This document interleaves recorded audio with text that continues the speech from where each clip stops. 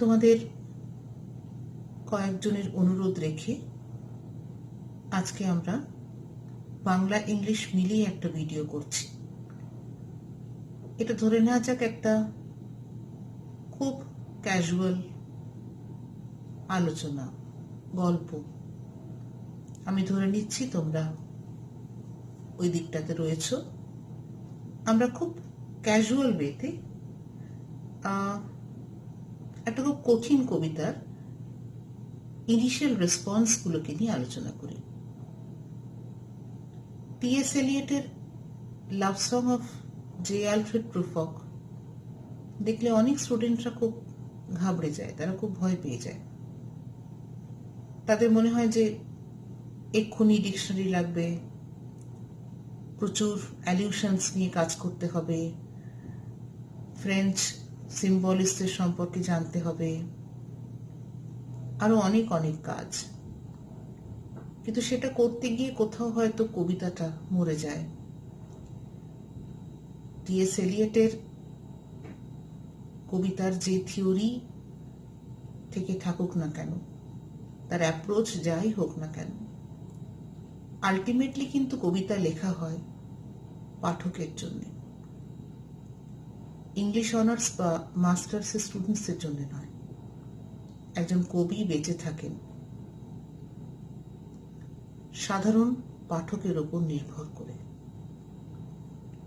একজন সাধারণ পাঠক যে হয়তো কোর ইংলিশ লিটারেচারের ছাত্র নয়, সে যখন টি.এস. এলিয়টের একটা কবিতাকে পড়ে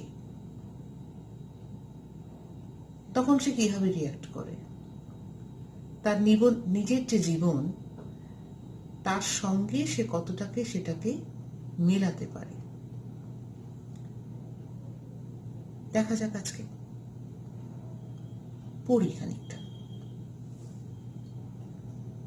একটা খুব খটোমটো এপিগ্রাফ আছে, যেটা ছোট করে পরে আমি বলে দেব। মূল কবিতাটায় আসা যাক।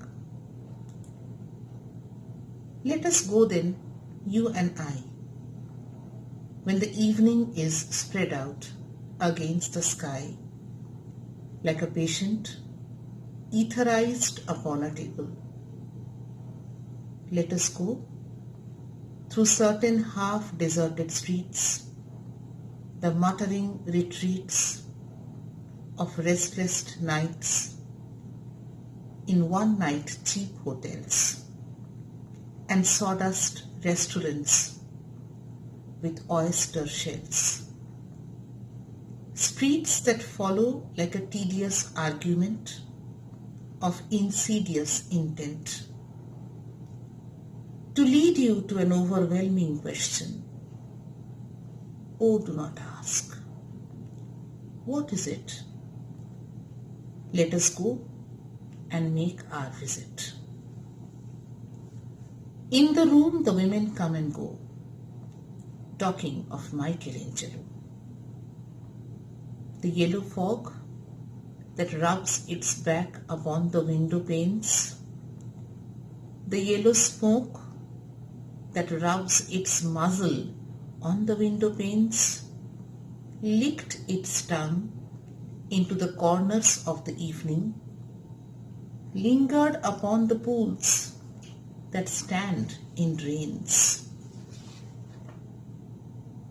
Let fall upon its back the soot that falls from chimneys, slipped by the terrace, made a sudden leap, and seeing that it was a soft October night, curled once about the house and fell asleep. আবার পড়ব। পুরো কবিতা আজকে হবে তাও বলছি না, খানিকটা চলো দেখা যাক কি নিয়ে এই কবিতা। প্রথমত বলি যে এটা কি আদৌ কোনো লাভ সং? বোধহয় না। 1917 এই পার্টিকুলার কবিতাটা পাবলিশড হয়। এবং সেই সময় তোমরা জানো যে পৃথিবীর অবস্থা খুব খারাপ। সেই সময় ফার্স্ট ওয়ার্ল্ড ওয়ার চলছে। এলিয়টের বয়স তখন কম। ডেসপেয়ার, ডিসিলিউশনমেন্ট, ফ্রাস্ট্রেশন, ভীষণ রকমের একটা ডাউট, স্কেপটিসিজম কষ্ট দিচ্ছে ইন্টেলেকচুয়ালসদের। তার মধ্যে এলিয়টও ছিলেন। কোন শহর নিয়ে কবিতা লেখা জানার দরকার নেই আমাদের। লন্ডন হতে পারে, বোস্টন হতে পারে, যে কোনো মডার্ন সিটি হতে পারে। না, এই কবিতার মধ্যে কোনো হিরোইক লাভার নেই, কোনো লাভ মেকিং নেই, কোনো রোম্যান্স নেই। একটা হার্ড রিয়ালিটি আছে, একটা কঠোর বাস্তব আছে। এবং এই কবিতাটার ভেতরে আমরা জন ডানকে উনি খুব ফলো করতেন। জন ডানের কথা আমরা হয়তো একটা সেশনে আমরা মেটাফিজিক্যালস নিয়ে কাজ করব। 17th সেঞ্চুরির মেটাফিজিক্যাল পোয়েট জন ডান, তার কবিতার মধ্যে আমরা দেখতে পাই তিনি অনেক কিছুকে লিঙ্ক করতে পারেন। ভীষণ দূরের কোনো কিছুকে খুব কাছের কিছুর সাথে লিঙ্ক করে একটা অদ্ভুত কম্প্যারিজন ক্রিয়েট করতে পারেন, যেটাকে মেটাফিজিক্যালদের টার্মে বলা হতো কনসিপ্টস। সেটার প্রয়োগ আমরা এখানে পাই, এলিয়টের অনেক কবিতায় পাই। কারণ টি.এস. এলিয়ট জন ডানকে নিজের গুরুদেব মনে করতেন।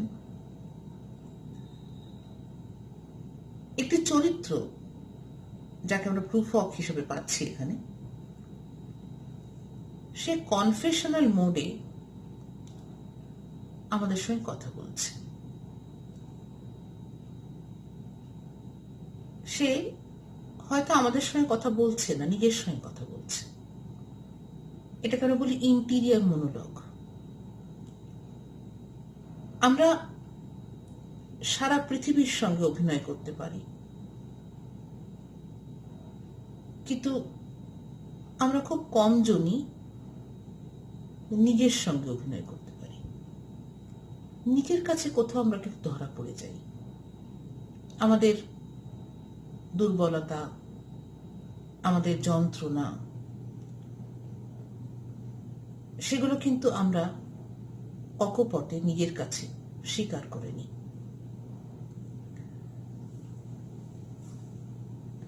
এটা বিকেল বেলা,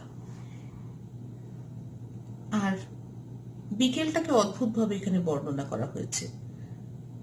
লাইক আ পেশেন্ট ইথারাইজড আপন আ টেবল। কোলরিচ বলেছিলেন যে আলাদা করে প্রকৃতির কিন্তু কোনো রূপ হয় না। প্রকৃতির রূপ আসলে আমরা নির্ধারণ করি। আমরা হাসলে প্রকৃতি হাসে, আমরা কাঁদলে প্রকৃতি কাঁদে। আমাদের মধ্যে যদি লেথার্জি, ফ্রাস্ট্রেশন, ডেসপেয়ার চলে আসে, তাহলে তারও কিন্তু রিফ্লেকশন আমরা প্রকৃতির মধ্যে দেখতে পাই। একজন পেশেন্ট, তাকে হয়তো অ্যানেস্থেশিয়া দেওয়া হয়েছে, তার অবস্থাটা ঠিক কিরকম হয়? সে বুঝতে পারছে যে ঘরের মধ্যে ডাক্তার ঢুকছে, নার্স ঢুকছে, কিন্তু সে বুঝেও কিছু করে উঠতে পারছে না। সে বুঝতে পারছে বা পারছে না, conscious yet conscious of nothing. একটা প্যারালিটিক স্টেট বলতে পারো। তো কোনো কোনো সময় না মানুষের মনের অবস্থাটা অনেকটা সেরকম হয়। মানুষ স্ট্যাগনেট করতে থাকে, আর সামথিং গোজ ডেড উইদিন হিম। একটা বিনামড স্টেট বলতে পারো। তোমার হয়তো অনেক কিছু করতে ইচ্ছে করছে না তা বলবো না, কিন্তু আলটিমেটলি করে উঠতে পারছো না। একটা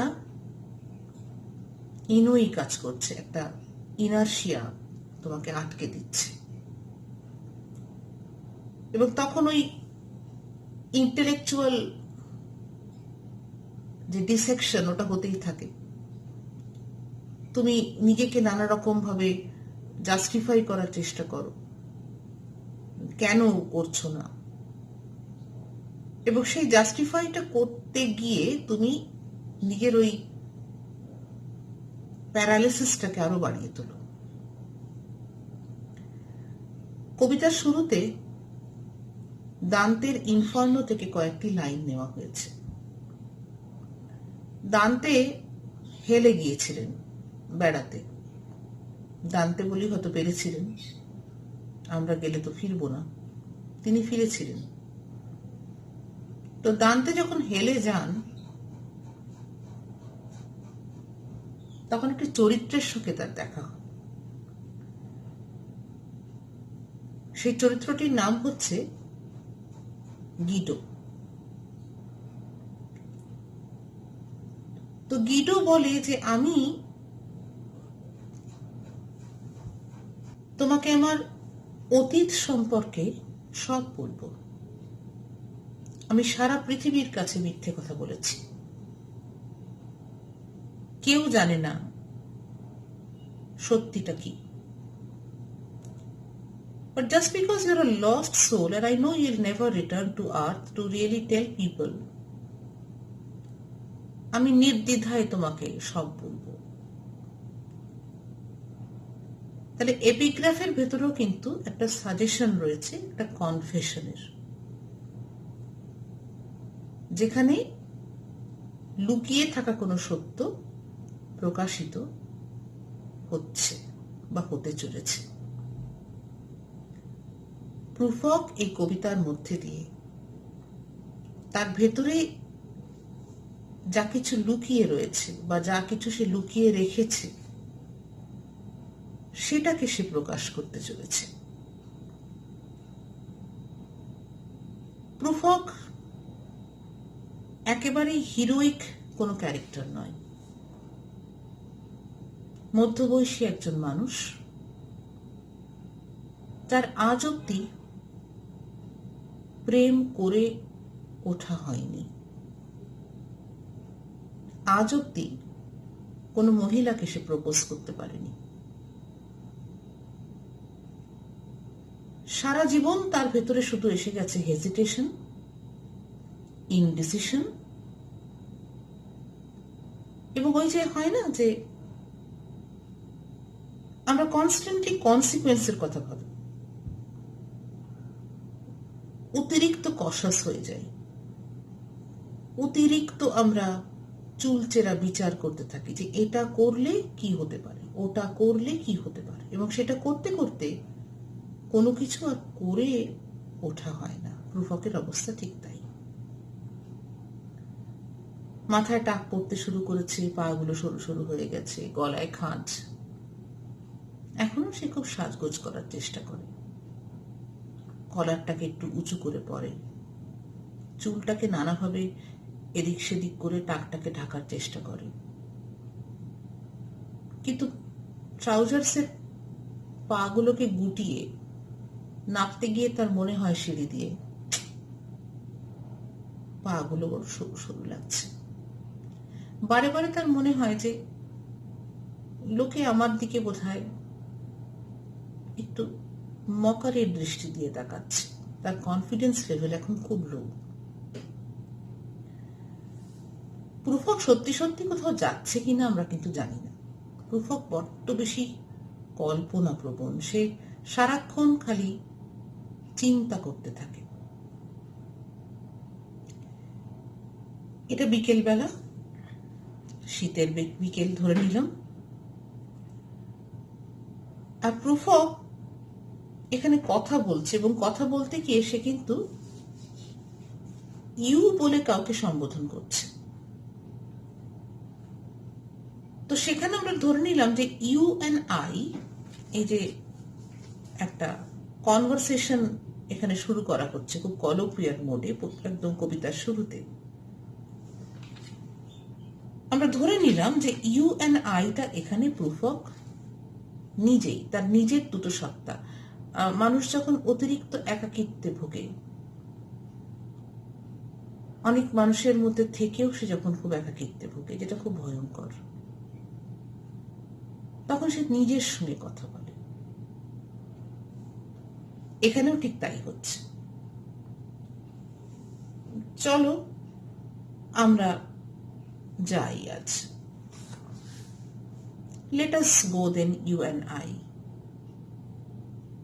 বিকেলের আকাশটা একটা ইথারাইজ পেশেন্টের মতন ওপরে প্যারালিটিক ফর্মে, জাস্ট সামহাউ লিম্বো স্টেটে ওপরে যেন মনে হচ্ছে টেন্টের মতন আটকে রয়েছে। ওই আকাশটা প্রুফকের মেন্টাল স্টেটের একটা রিফ্লেকশন।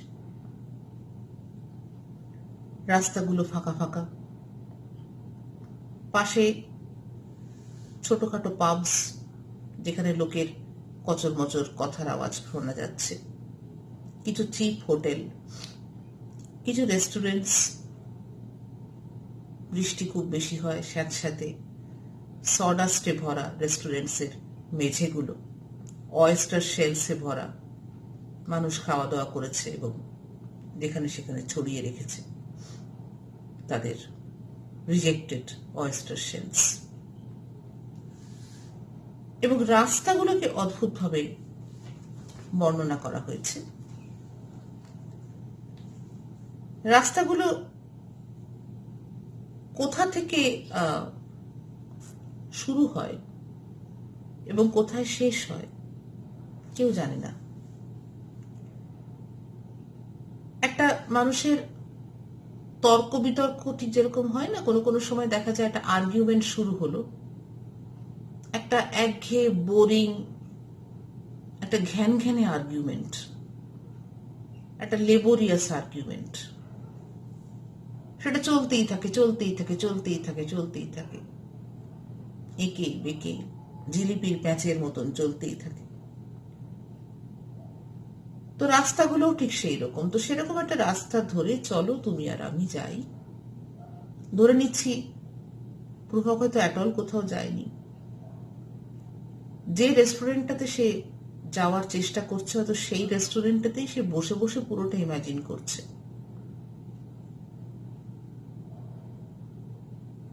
তো চলো আমরা যাই এবং গিয়ে সেই রেস্টুরেন্টটাতে গিয়ে বসি। প্রতিদিন বিকেল বেলায় প্রুফক মনে মনে হোক বা সত্যি সত্যি হোক, একটা ফ্যাশনেবল রেস্টুরেন্টের স্যালনে, একটা রুমে সে গিয়ে বসে থাকে, এক কাপ কফি নেয়, চামচে করে করে কফি মেজার করে, কফি কাপে সেটা গোলে, আর মনে মনে সে ভাবতে থাকে কি করে প্রপোজ করা যায়, কি করে মেয়েটিকে গিয়ে বলা যায় যে চলো আমরা একটা নতুন জীবন শুরু করি। কিন্তু সেই যে প্রশ্নটা কি করে বলা যায় সেটা এতটাই ওভারওয়েলমিং। এই প্রশ্নটার যে কি ভয়ঙ্কর গুরুত্ব প্রুফকের জীবনে, আমাদের এই মডার্ন সোসাইটির প্রুফকদের জীবনে সত্যি সত্যি হিরোইক কিছু আর ঘটেও না, বিশাল কিছু ঘটে না। ছোট্ট ছোট্ট জিনিসই একটা বিশাল আকার ধারণ করে। আমাদের সমাজে, আমাদের জীবনে মহাভারতের যুদ্ধ হয় না, এমন কোনো ঘটনা ঘটে না যেটা হয়তো বিশ্বের ইতিহাসের একটা বিরাট অংশ হয়ে যাবে। আমাদের জীবনগুলো খুব ছোট, তার পরিধিগুলো খুব ছোট, আমাদের মনগুলো খুব ছোট্ট ছোট্ট, সার্কেলের মধ্যে ঘুরতে থাকে এবং সেই ছোট্ট ছোট্ট সার্কেলগুলোর মধ্যে ছোট্ট ছোট্ট ঘটনাই আমাদের ছোট্ট জগতে বিরাট বিরাট আকার ধারণ করে এবং সেটাকে নিয়েই আমরা আমাদের জীবনটা কাটিয়ে দিই। পাশের বাড়ির মহিলার সাথে হওয়া কথা কাটাকাটি হয়তো আমেরিকা আর রাশিয়ার যুদ্ধের আকার ধারণ করে, প্রপোর্শন দিয়ে অঙ্কটা করো, কারণ আমাদের বৃত্তটা খুব ছোট। প্রুফকের অবস্থা ঠিক তাই। পাশের ঘরে সুন্দরী মহিলারা আসছেন আর যাচ্ছেন, আর তারা মাইকেল এঞ্জেলোর কথা বলছেন। 16th সেঞ্চুরির সেই গ্রেট ইটালিয়ান পেইন্টার সম্পর্কে আদৌ হয়তো মহিলারা কিছুই জানেন না, কিন্তু এলিটি সোসাইটিতে এটা একটা রীতি। বড় বড় পেইন্টারদের আর্ট নিয়ে বেশ জোরে জোরে ডিসকাশন করতে হয় এবং এটা বোঝাবার চেষ্টা করতে হয় মানুষকে যে আমরা কতটা জানি। একটা হিপোক্রেসি, এক্সিবিশনিজমে ভরা মডার্ন সোসাইটির রিপ্রেজেন্টেশন হচ্ছে এই মহিলাদের মাইকেল এঞ্জেলোর ডিসকাশনের মধ্যে দিয়ে। আর পাশের ঘরে বসে আছে প্রুফক, তার কফি কাপ নিয়ে আর তার ওভারওয়েলমিং কোয়েশ্চেন নিয়ে। সত্যি কি আমার সময় হয়েছে প্রপোজ করার? সময় হয়েছে কি? আমরা বড্ড চিন্তা করি সময় নিয়ে, এবং এটা বোধহয় এসকেপ করার সবচেয়ে ভালো রাস্তা। একটা কোনো জাংচারে এসে যখন খুব ইম্পর্টেন্ট ডিসিশন নিতে হয় বা খুব ডিফাইনিং একটা কোনো কাজ করার একটা পয়েন্টে আমরা আসি, তখন অ্যাকচুয়ালি আমরা ভয় পেয়ে যাই ওই কাজটা করতে। ওই কাজটা করার গাটস বা কারেজ আমাদের নেই। তো সেটাকে জাস্টিফাই করার জন্য আমরা বলি, আহা এটা সময় নয়, এটা সময় নয়, কাল করব, কাল আর একটু ভেবে নি, উপযুক্ত সময়টা আসুক, এটা এখন করলে বিপদ হতে পারে। প্রুফক এই টেকনিকটা অ্যাডপ্ট করে যাচ্ছে আজকে বহু বছর ধরে, আর তার আলটিমেট রেজাল্ট কি? প্রুফকের আজ অব্দি কিন্তু প্রপোজ করা হয়। প্রুফক আমাদের অনেকের মধ্যে ছড়িয়ে রয়েছে।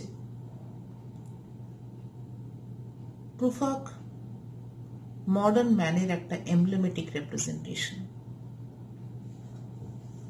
যার মধ্যে শুধুই ইনডিসিশন, শুধুই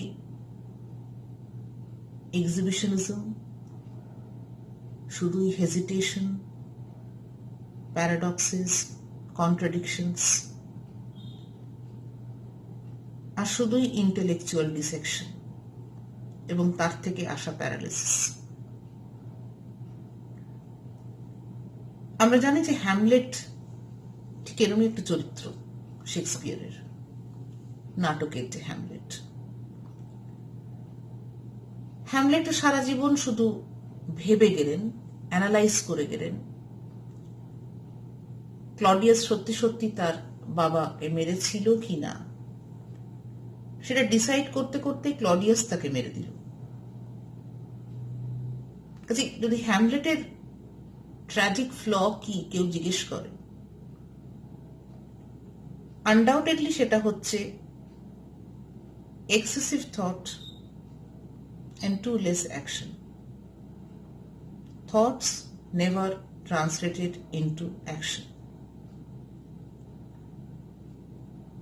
কিন্তু হ্যামলেটের লেভেলে আমরা প্রুফককে তুলব না, কারণ হ্যামলেটের মধ্যে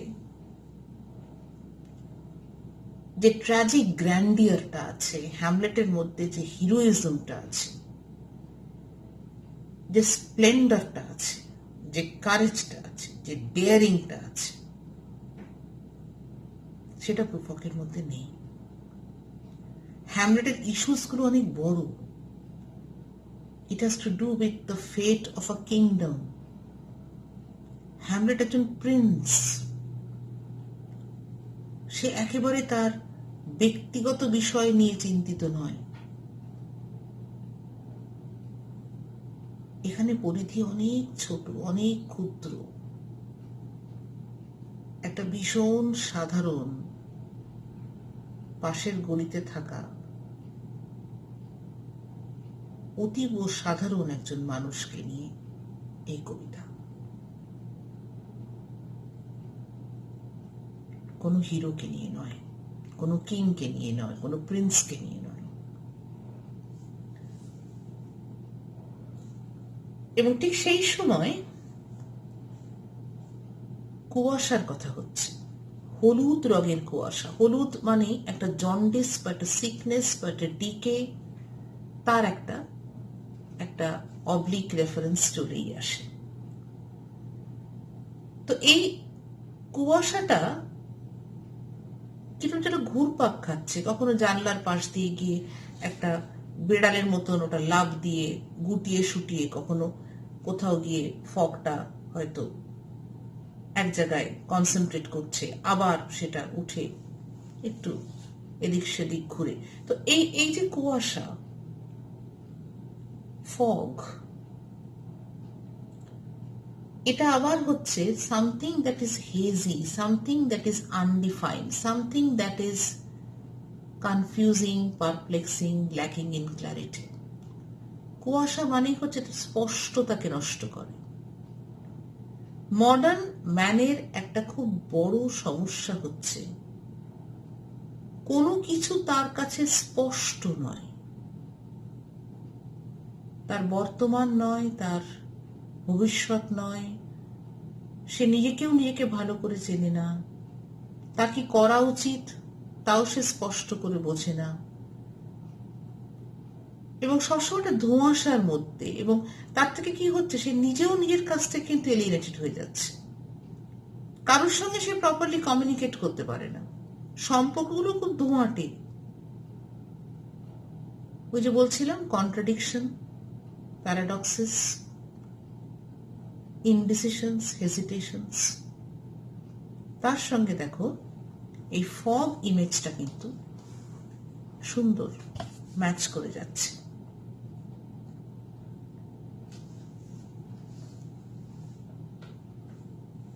ওই যে বলছিলাম যে একটু পরে পরেই সময় নিয়ে প্রুফক অনেক কথা বলে। And indeed there will be time for the yellow smoke that slides along the street, rubbing its back upon the window panes. There will be time, there will be time to prepare a face to meet the faces that you meet. There will be time to murder and create, and time for all the works and days of hands that lift and drop a question on your plate. Time for you and time for me, and time for 100 indecisions, and for 100 visions and revisions before the taking of a toast and tea. In the room the women come and go, talking of Michelangelo. And indeed there will be time to wonder, do I dare, and do I dare? Time to turn back and descend the stair with a bald spot in the middle of my hair. They'll say how his hair is growing thin. My morning coat, my collar mounting firmly to the chin, my necktie rich and modest, but assorted by a simple pin. They will say, but how his arms and legs are thin.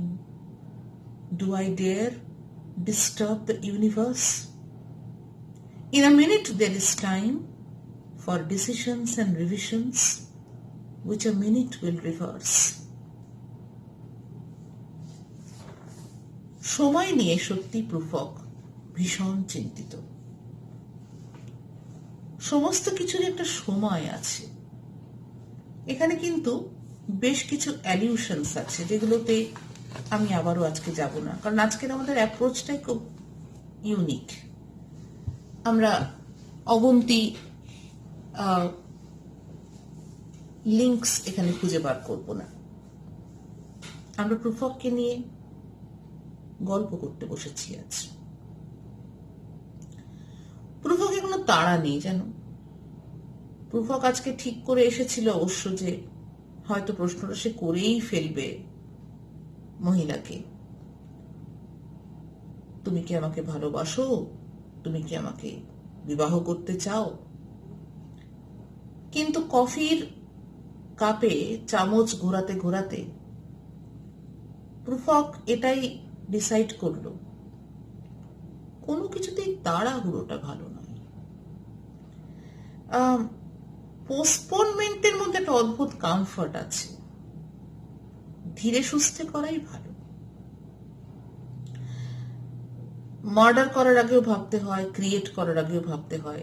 তার মানে মহিলাকে প্রশ্ন করা murder করা আর create করার মতনই খুব গুরুগম্ভীর একটা ব্যাপার। Works and days of hands, এখানে আবার একজন এনশিয়েন্ট গ্রিক রাইটার হেসিওডের একটা ক্রস রেফারেন্স আছে। হেসিওডের একটি রেখার থেকে এটা নেওয়া, যেখানে কৃষকদের ফিজিক্যাল লেবার নিয়ে তিনি লিখেছিলেন। আবার এই dropping the question on your plate, সেখানেও জন দ্য ব্যাপটিস্টের স্যালমের সঙ্গে প্রেমের গল্পের একটা ক্রস রেফারেন্স আছে, যাচ্ছি না তার মধ্যে আছে। প্রুফক যেটা এখানে বলার চেষ্টা করছেন সেটা হচ্ছে যে তাড়াহুড়ো করলে পরে বিপদ আসতে পারে। প্রতি মুহূর্তে আমাদের মুখোশ পড়তে হয়। You need a face to meet the other faces. তারও ঠিক সময়ে ঠিক মুখোশটা না পড়লে অনেক কিছু রিভিলড হয়ে যেতে পারে। খুব সাবধানে সমাজে নিজেকে প্লেস করতে হয়। অনেক ডিসিশনস তুমি নেবে, সেই ডিসিশনস থেকে অনেক ইনডিসিশনসও জন্মাবে। অনেক কিছু তুমি ভিজুয়ালাইজ করবে, সেগুলোকে ক্যান্সেল করবে, রিভিজুয়ালাইজ করবে। টোস্ট আর টি খেতে খেতে এরকম ভিশনস আর রিভিশনস, ডিসিশনস আর ইনডিসিশনস চলতেই থাকবে। কারণ প্রুফকের যে ছোট্ট ইউনিভার্স, সেখানে এই প্রশ্নটা বা এই প্রশ্নটার একটা অ্যাপোক্যালিপটিক এফেক্ট হতে পারে। একটা প্ল্যানেটের সঙ্গে আরেকটা প্ল্যানেটের ধাক্কা লাগলে যে ভয়ঙ্কর দুর্ঘটনা ঘটে, সব উল্টে পাল্টে যায়, চেইন রিয়াকশন হয়, এমনটাই হতে পারে প্রুফকের ক্ষেত্রে। আমার ইউনিভার্সটাকে ডিস্টার্ব করার ক্ষমতা বা সাহস এই মুহূর্তে আমার নেই, আরো চিন্তা করা প্রয়োজন। ভেবে চিনতে পা ফেলাটাই কিন্তু ভালো। কাওয়ার্ডিস বলতে পারো, উইকনেস বলতে পারো।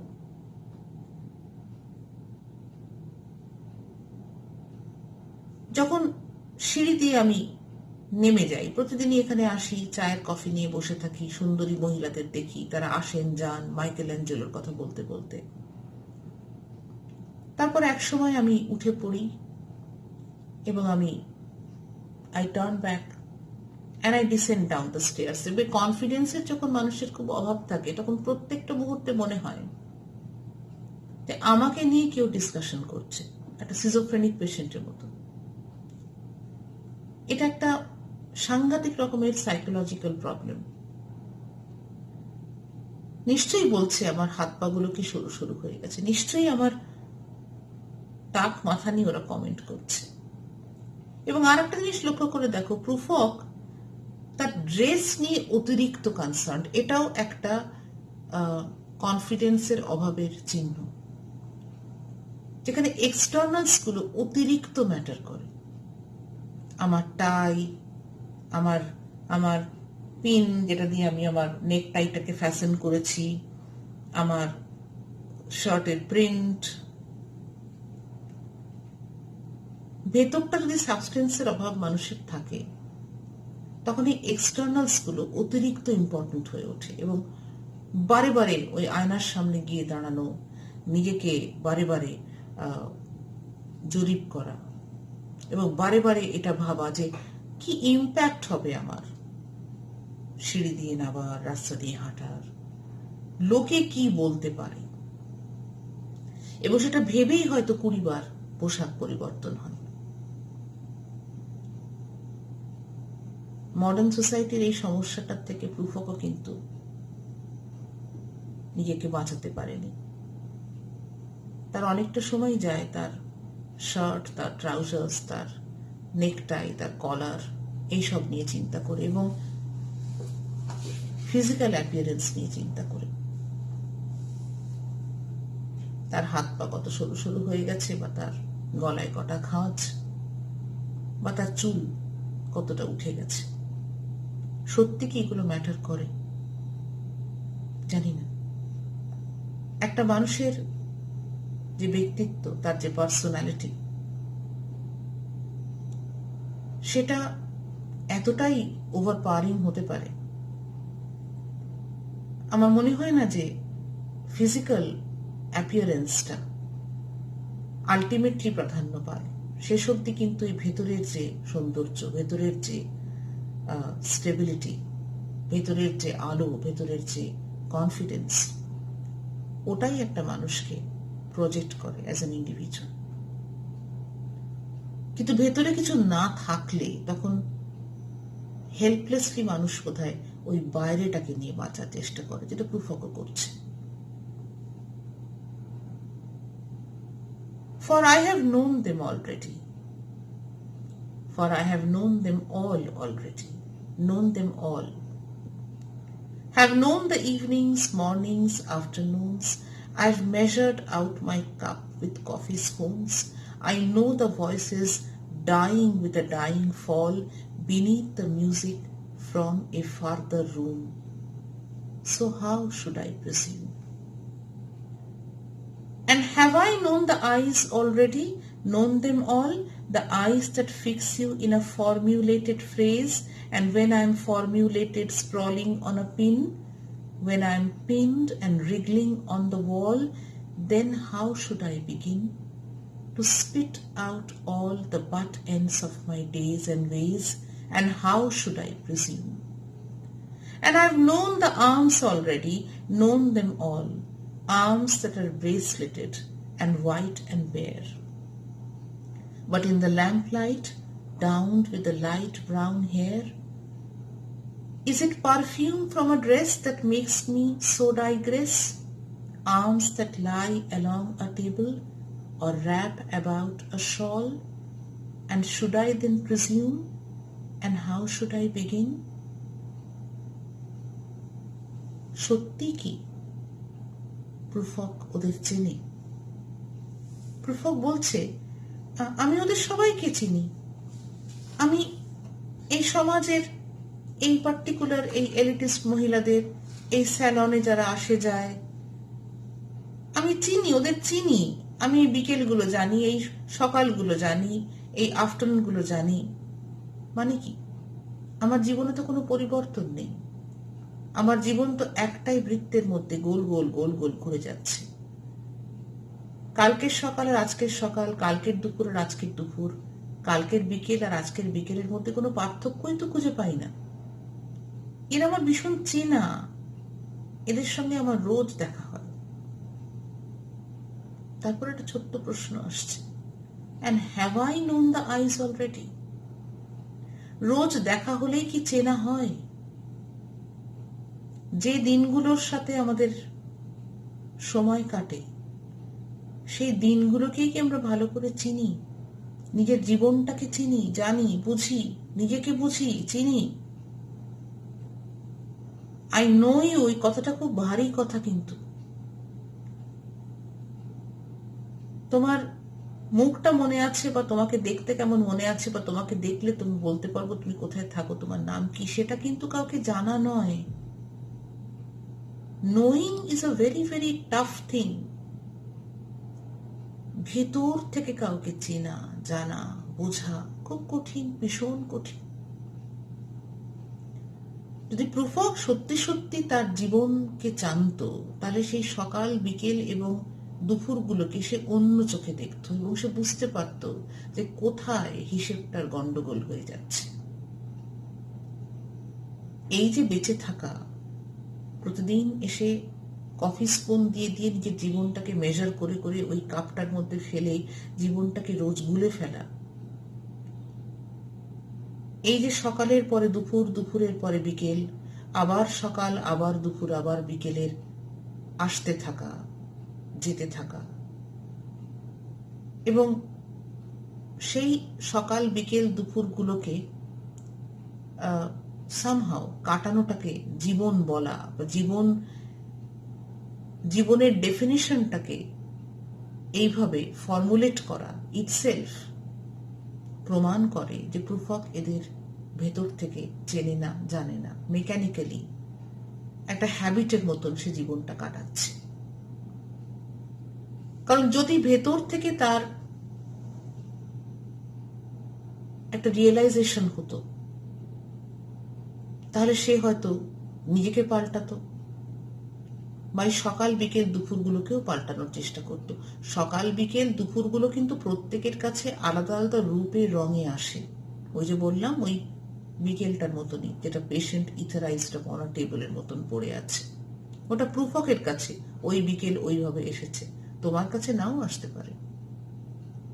কাজে একটাই সকাল 100 জন মানুষের কাছে 100টা রূপে আসতে পারে। সকালটাকে তোমার মতন করে সাজিয়ে নিতে হবে তোমায়। তাহলে একটা সকাল খুব প্যারালিটিক, স্ট্যাগনেটিং, হোপলেস, মিনিংলেস ফর্মে আসতে পারে, বা সেই সকাল অনেকটা আশা, অনেকটা আলো, অনেকটা উদ্দীপনা নিয়েও আসতে পারে। তাহলে সকালটাকে পাল্টাতে গেলে আমায় নিজেকে পাল্টাতে হবে, নিজেকে পাল্টাতে গেলে আমার নিজেকে চিনতে হবে, এবং নিজেকে যতক্ষণ আমি না চিনব, আমার পক্ষে অন্য কাউকে চেনাও কিন্তু সম্ভব নয়। কারণ সমস্ত কিছুর সূত্রপাত নিজের ভেতর থেকে হয়। ভেতরের আলো দিয়েই কিন্তু আমাকে সবকিছুকে দেখতে হবে, বুঝতে হবে, জানতে হবে। এখানটা যদি আলো না থাকে, অন্ধকার থাকে, ধোঁয়াশা থাকে, ফগ থাকে, তাহলে বাইরের কোনো কিছুর সাথে লিঙ্ক করা, বন্ড করা, রিচ আউট করা সম্ভব না। কাজে প্রুফকের এটা হচ্ছে একটা ফিজিক্যাল, যেরকম সে ফিজিক্যালি লাইফটাকে তার কফি স্পুন দিয়ে মেজার করেছে, মানে কি আমরা অনেক সময় জীবনকে তাই করি, একটা ছকে ফেলে দিই, ছকে আমরা ক্যালকুলেট করে ফেলি জীবনটাকে, যে এটার পরে এটা করবো, ওটার পরে ওটা করবো, একটা রুটিন বা একটা হ্যাবিটের মধ্যে জীবনটাকে আমরা, এবং সেটা কিন্তু অ্যাকচুয়ালি একটা ডেথিং লাইফ স্টেট আমার। কারণ সেই জীবনটার ভেতরে, যে জীবনের ভেতরেতে সারপ্রাইজ নেই, ইউটার্ন নেই, ইম্পালস নেই, রোম্যান্টিসিজম নেই, কারেজ নেই, এক্সপেরিমেন্টেশন নেই, I don't think that is life. Pulsation of life-টা, এমনি হার্টবিটটা কিন্তু খুব boring, took took took took took took, that is not life. Only if your heart beats and you go on, treading the trodden track. I don't think that is life. You need to take decisions. You need to, at times, take impulsive decisions also. Face the consequences. Start again. But you need to live your life just the way it should be lived. Life কখনো একটা measured, slotted, routine, ritualistic, habitual একটা experience হতেই পারে না। জীবনের মধ্যে ছন্দপতন হবে, আবার সে ছন্দে ফিরবে, অনেক কিছু ঘটবে যা এক্সপেক্টেড ছিল না, এবং সেগুলো তুমিও ঘটাতে পারো। তবেই সেই জীবন অ্যাডভেঞ্চার হবে, তবেই সেই জীবনের মধ্যে সাসপেন্স থাকবে, তবেই সেই জীবনটাকে জানার বা সেটাকে আরেকটু এক্সপ্লোর করার ইচ্ছে তোমার মধ্যে যা। আদারওয়াইজ সেই একটাই সার্কেলের মধ্যে এলিয়টের প্রেলিউডস এর শেষে যেটা ছিল, যেটা গার্বেজ হিপের চতুর্দিকে উইমেনরা ঘুরে যাচ্ছে, কাগজ কুড়োচ্ছে। ডারউইন বলেছিলেন লিনিয়ার প্রোগ্রেশনের কথা, এলিয়ট বলেছিলেন যে মডার্ন নেক্রোপলিসে, এই মডার্ন শ্মশানে কোনো লিনিয়ার প্রোগ্রেশন হয় না। মানুষ গোল গোল গোল গোল ঘুরতে থাকে, যেখান থেকে যাত্রা শুরু করে সকালে সেখানেই বিকেলে শেষ করে, আবার পরের দিন সকালে সেখান থেকেই যাত্রা শেষ করে, এবং সেই গোলের বাইরে যাওয়ার সাহস মানুষের নেই। সবাই সিকিওর থাকতে চায়, কশাস থাকতে চায়, এবং সেটা করতে গিয়ে তারা একটা জীবন মৃত অবস্থায় চলে যায়। অতিরিক্ত ইন্টেলেকচুয়াল ডিসকাশন, কন্টেমপ্লেশন, রিফ্লেকশন, অতিরিক্ত কশাস হতে গিয়ে বেঁচে থাকার চানটাই চলে যায়। প্রভকেরও তাই হচ্ছে। ওদের হাতগুলো আমি চিনি, ওদের ব্রেসলেটগুলো আমি দেখেছি, হাতের ওপরে নরম লোমগুলো আমি দেখেছি, আলোর তলায় হাতগুলোকে আমি দেখেছি, পারফিউমের গন্ধটা আমি জানি, কিরম যেন ডাইভার্ট করে দেয় মনটাকে, গন্ধটা এলেই অস্থির লাগে। কিন্তু ওদের চোখগুলো আমি খুব ভয় পাই।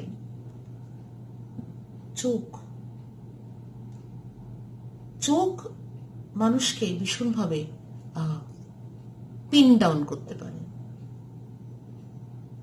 A gaze can pin you down. ওরা যখন তাকায় তখন যেন মনে হয় যে আমি একটা ইনসেক্ট, এবং আমাকে পিন দিয়ে কেউ দেয়ালের সঙ্গে বিঁধে দিয়েছে, এবং আমাকে I have become the object of gauge. আমাকে একটা ফর্মুলা অলরেডি তৈরি করা আছে। একজন মহিলার এরকম হওয়া উচিত, পুরুষের এরকম হওয়া উচিত, এলিটিস্ট পুরুষের এরকম হওয়া উচিত, তার ড্রেস কোড এরকম হওয়া উচিত। আমাকেও সেই ফর্মুলার মধ্যে ওরা ফেলে দেয়, এবং একটা তীক্ষ্ণ পিয়ার্সিং একটা গ্লান্স ওরা যখন তাকায়, আমার ঠিক মনে হয় যে আমি একটা ছোট্ট ইনসেক্ট, এবং আমাকে দেয়ালের সঙ্গে কেউ পিন দিয়ে আটকে দিয়েছে, and I'm wriggling. আমার যে দিনগুলো, to spit out all the buttons of my days, নিজের অজান্তেই সে বলে ফেললো। অনেক সময় মানুষ অজান্তে অনেক কিছু বলে ফেলে। সিগারেটের যে বাট এন্ডটা হয়, সিগারেটটা স্মোক করার পরে ওই বাট এন্ডটার কিন্তু কোনো মূল্য থাকে না, এবং একটা দিন যখন শেষ হয় তখন দিনের যে বাট এন্ডটা, সেটা যখন আমরা আলটিমেটলি ডাস্টবিনে ফেলে দিয়েছি সিগারেটের মতন, তখন ঠিক মনে হয় যে ultimately what does the butt end stand for? Something that is worthless. যখন বলছে butt ends of my days and ways, it means that ultimately my days are reduced to butt ends of cigarettes. They are ultimately একদম কালমিনেশনে গিয়ে যখন আমি পেছন ফিরে তাকাই, বা যখন আমি হিসেব করতে বসি যে আজকের দিনটায় থেকে আমি কি পেলাম, আজকের দিনটাতে আমি কি শিখলাম, কি জানলাম, কতটুকু আমার মধ্যে পরিবর্তন এলো, কতটা চেঞ্জ করলাম আমি নিজেকে, বা কি এলো যেটা আমাকে, কি এর দিল এই দিন আমাকে, যেটা এই দিনটাকে মেমোরেবল করে তুললো।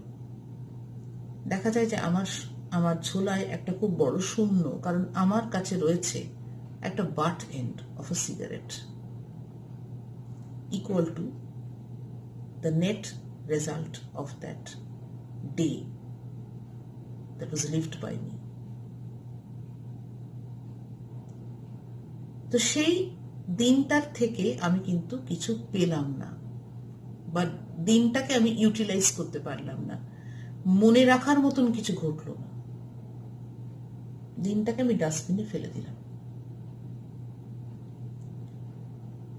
এই ফিলিংটা কিন্তু প্রুফকের হয় যে প্রতিদিনই আমি এখানে এসে বসি, একই কথা ভাবি, কিন্তু আলটিমেটলি সেই ভাবনাটাকে কিন্তু কাজে কনভার্ট করা আর হয় না, এবং ওই বাট এন্ড অফ সিগারেটের মতনই সেটাকে আমি ডাস্টবিনে ফেলে দিই। Shall I say, I have gone at dusk through narrow streets and watched the smoke that rises from the pipes of lonely men in shirt sleeves leaning out of windows. I should have been a pair of ragged claws scuttling across the floors of silent seas. And the afternoon, the evening, sleeps so peacefully, smoothed by long fingers, asleep, tired, or it malingers, stretched on the floor, here beside you and me. Should I, after tea and cakes and ices, have the strength to force the moment to its crisis?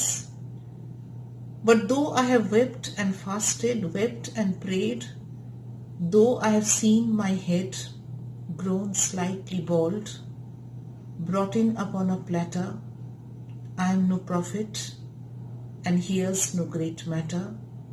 I've seen the moment of my greatness flicker. I've eternal footman hold my coat and sneaker, and in short, I was afraid.